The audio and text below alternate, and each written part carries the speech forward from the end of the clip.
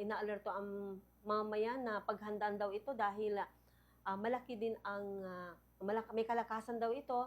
Kaya nga nagkakaroon ng mga activities, mga earthquake drill sa mga eskwelahan, sa mga opisina.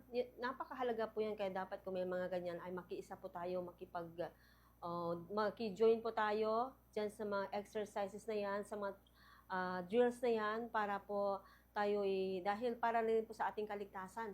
Kung ano ba ang gagawin natin kapag nandyan na yung lindol, di ba? At maiwasan natin yung pagpapanik. Kasi alam niyo ba, ang lindol, isang sakuna din yan na hindi natin kayang pigilan. Hindi mo kayang, di ba, tao ka lang. Kung nandun ka sa isang lugar at nililindol, ano magagawa natin, no? Tanging magagawa natin ay dasal. Magdasal po tayo, no? At saka, kaya kailangan tayo maging handa palagi upang maligtas ang ating sarili at ating mga mahal sa buhay. At kung dito sa ating pinag-uusapang usaping PHIVOLCS at mga binabantayan po nilang mga sakuna ay ating po makasama sa araw na ito ang ating co-anchor dito sa programang Dora Lex Lex. Walang iba kundi sa Attorney Joey Tamayo ang ating nakasama tuwing araw ng linggo. Pero bago ang lahat ay pabatiin mo natin si Attorney Joey Tamayo. Magandang hapon po sa inyo, Attorney. Welcome kayo sa programang Dora Lex Lex.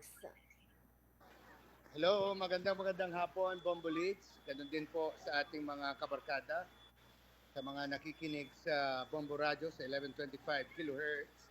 At ganun din po sa ating mga tagapanood sa Bombo Radio Facebook Live. Go ahead, Bombo Leads. Ano po ang meron sa ating ngayong hapon? Yes, Attorney, mukhang busy po kayo ngayon. Saan po ba tayo banda ngayon, Attorney? At mukhang hindi po kayo tumitigil sa pag-iikot kahit na araw po ng linggo. Panay po ang trabaho po ninyo, Attorney. Opo, Bombo Leads, tayo po ay nag-exercise ngayon ng ating oversight function bilang tagapagsulat ng ordinansa. At we are making sure na ang ating mga kababayan ay sa Dagupan ay nakakatanggap para doon sa mga deserving. Andito tayo ngayon sa Barangay Salisay. Go ahead, Bombo Leads. Yes, Attorney, at kami nagpapasalamat dito sa Bombo Radio dahil nandito ulit kayo sa aming programa at pag-uusapan po natin, Attorney, itong itong batas sa PHIVOLCS Modernization Act o kaya Republic Act number 12180, Attorney Joey Tamayo, dahil papaliwanag po natin dito sa ating palatuntunan kung ano po ba, Attorney, itong PHIVOLCS Modernization Act o Republic Act 12180 at ano ang mga isyung na istugunan po ng batas na ito, Attorney. Ang Republic Act 12180 ay simple lang na batas na nag-establish ng ating PhilBox. Etong PhilBox, ito po yung ahensya na nasa ilalim ng DOST. Ahensya ng gobyerno sa ilalim ng Department of Science and Technology na kung saan specialized sila na inaaral, sinasaliksik kung may parating na mga pagyanig sa ating lugarin. Ito ay mga na-employed dito ay mga geologists. At kung meron, tandaan po natin, pag sila po ang nagbigay ng babala, kinakailangan po tayong makinig lagi sapagkat ang dahilan kung bakit naitatag ayon sa batas ang PHIVOLCS ay upang maihanda ang ating mga kalugar, lalong-lalo na sa mga hamon laban po sa pagyanig. Go ahead, Bombo Leads. Yes. Attorney, bago tayo tumungo sa ating pangalawang katanungan, maaari po ba nating i-atras po natin yung camera, Attorney, para makita po yung kabuuan po paligid po ninyo, Attorney? Sige po, go ahead. Okay. Pangalawang katanungan, Attorney, bakit gaano kahalaga itong modernisasyon ng PHIVOLCS sa panahon ngayon, Attorney?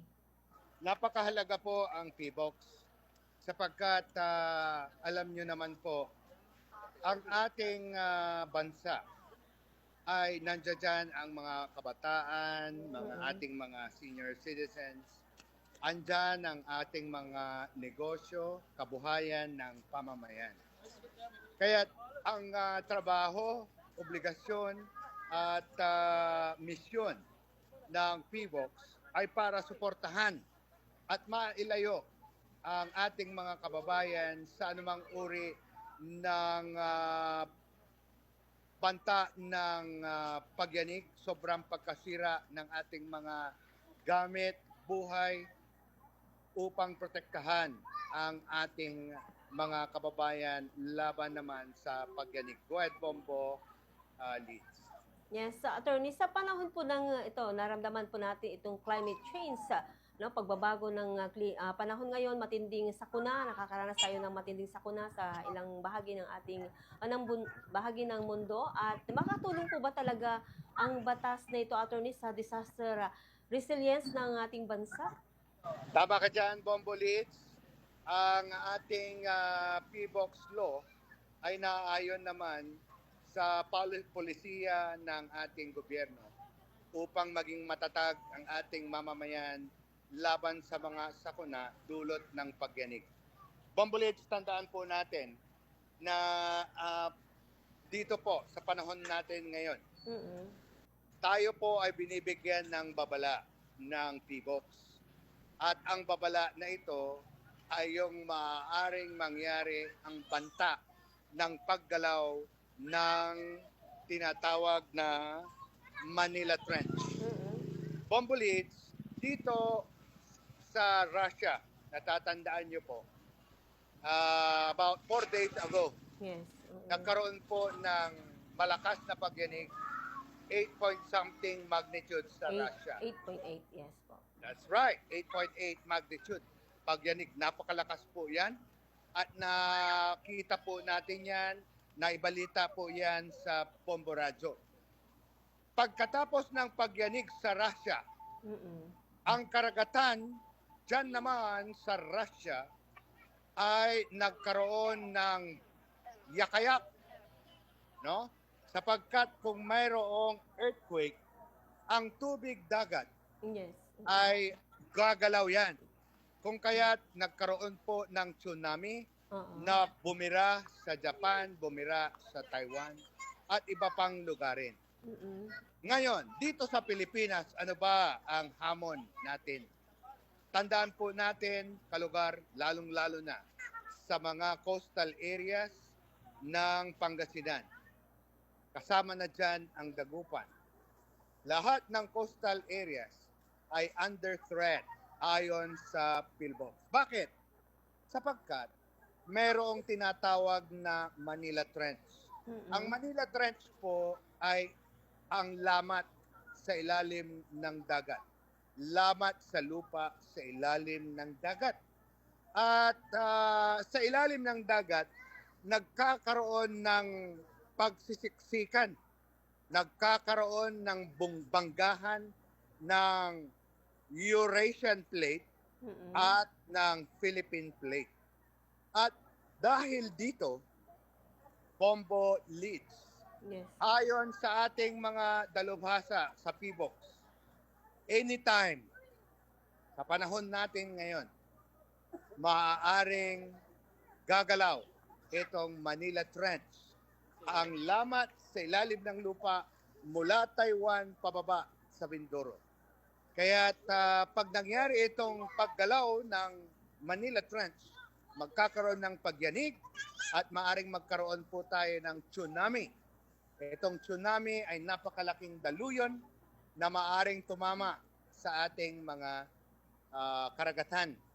Kaya under threat ang ating mga kalugar. Subalit, Bombo Leeds, etong napaka-importante.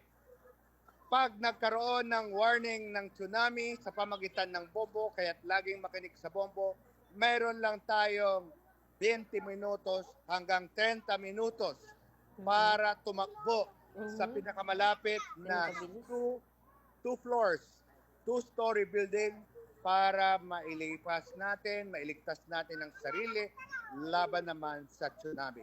Go ahead, Bombo Leeds. Nako, yes, attorney, nakakabahala po itong pinag-uusapan po natin. Kung sakali magkaganoon, attorney, sabi mo nga 15 to 30 minutes, tama po ba? Kailangan makalikas.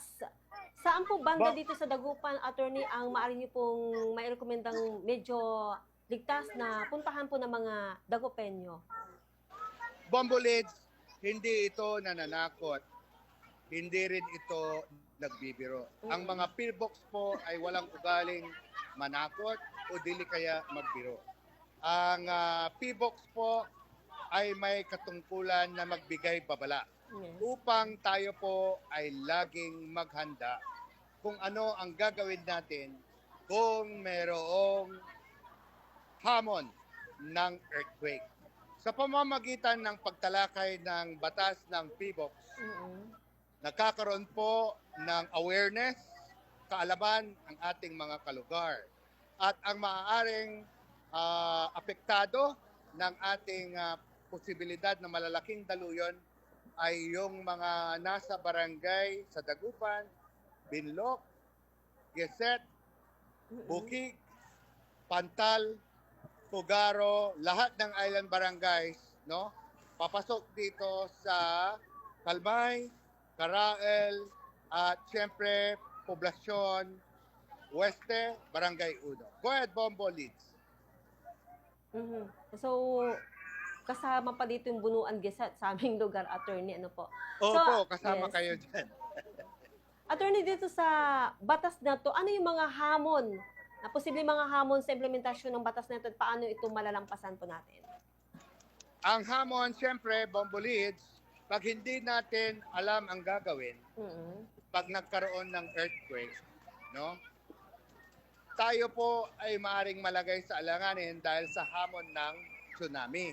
Opo. Pangalawa, Bombulids, ano kaya ang pinakamagandang gawin kung nagkaroon Yes. ng pagyanig kung habang tayo ay nasa eskwela, Mm-mm. kung tayo ay nasa eskwela, kung tayo ay nasa opisina, Nasa kung trabaho. tayo ay nasa sasakyan, Bombulids, yan ang mga tatalakayin dapat ng Bombo Radyo at hinahayaan na namin ang ni Abogado Joey Tamayo, si Bombo Leads, sapagkat nandito na yung truck ng relief para naman sa mga gagawin ng ating mga kalugar kung nagkaroon ng pagyanig. Alis na ako, Bombo Leads. Maraming salamat po. salamat. Thank you po, attorney, sa inyong oras. Magkita tayo soon. Bye-bye. Thank you po.